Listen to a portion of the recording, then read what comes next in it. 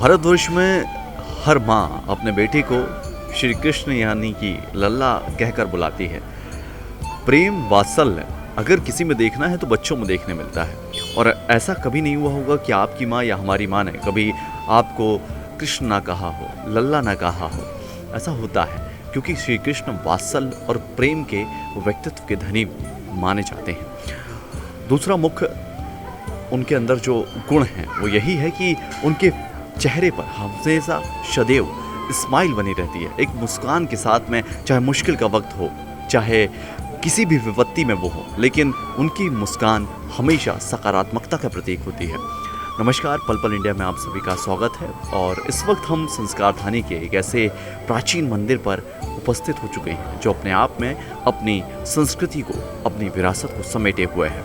और ये है गढ़ा का पचमढ़ा मंदिर, जहाँ पर श्री कृष्ण जन्मोत्सव की मतलब कृष्ण जन्माष्टमी को लेकर जोरों शोरों से तैयारियां शुरू हो चुकी हैं। देख सकते हैं आप, यहाँ पर तमाम जो श्रद्धालु हैं वो श्री कृष्ण के दर्शन करने के लिए पिछले कई वर्षों से लगातार आ रहे हैं। ये सजावट, ये जो झांकी आप देख रहे हैं, फूलों के जो खूबसूरत से कृत्रिम रूप में सजाए गए हैं, वो कहीं ना कहीं ये दर्शाता है कि कितने उत्साही और कितने संस्कृतवान हम लोग हैं। हमारी संस्कृति, हमारी सभ्यता इस बात को विद्यमान करती है जो इस वक्त आप देख पा रहे हैं।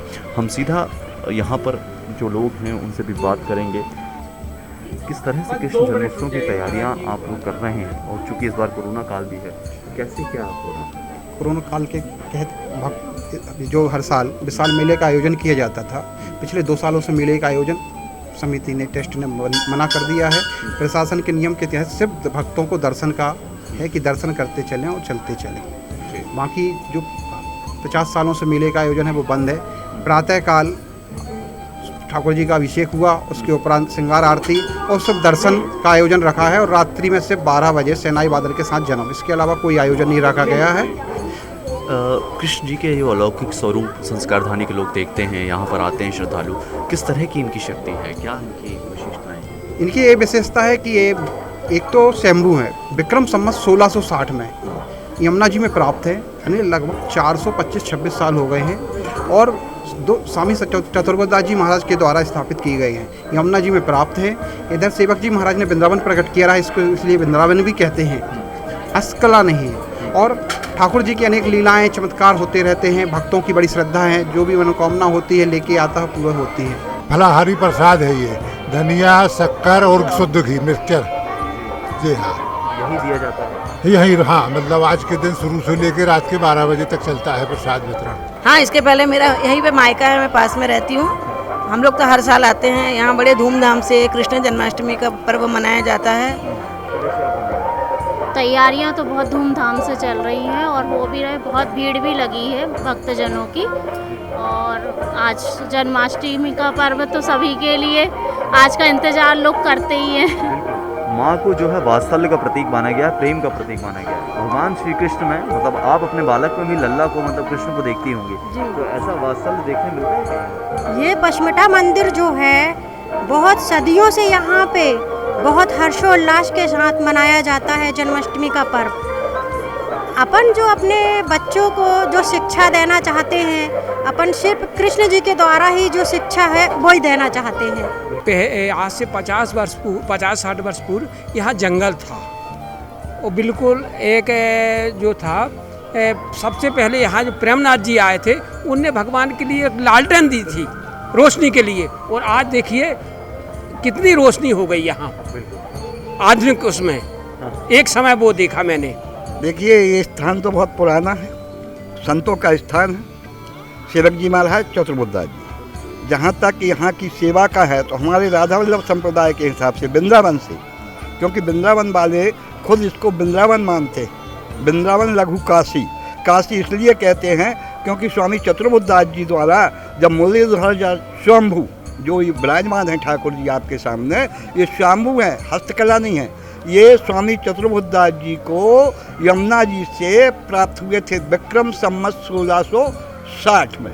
जब से यहाँ करके यहाँ के राजाओं ने प्रतिष्ठा की, धर्म का प्रचार किया, हरिवंश महाप्रभु का और उनका स्वामी चतुर्बुद्धदास जी ने श्री हरिवंश बल बनमाली गुरुवास और गाँव देश पावन कियो रसिक चतुर्भुजदास। उसी समय से हमारे यहाँ गौवाना था, उसी समय से यहाँ पर नरबलियाँ हुआ करती थी।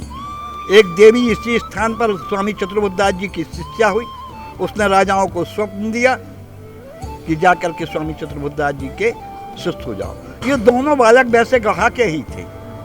सेवक जी महाराज ने नवलदास जी, महंत नवलदास जी उस समय जमातें जो चलती थी, जमात को लेकर के आपके गढ़ा ग्राम में आए थे। हमारी वादियों में आपको गढ़ा ग्राम मिलेगा। गढ़ा ग्राम में आए उसी समय उन्होंने कहा, सेवा की दोनों बालकों ने, गिरधर दास जी और दामोदर दास जी, तो उन्होंने कहा कि बेटा किसकी शरणागति में हो।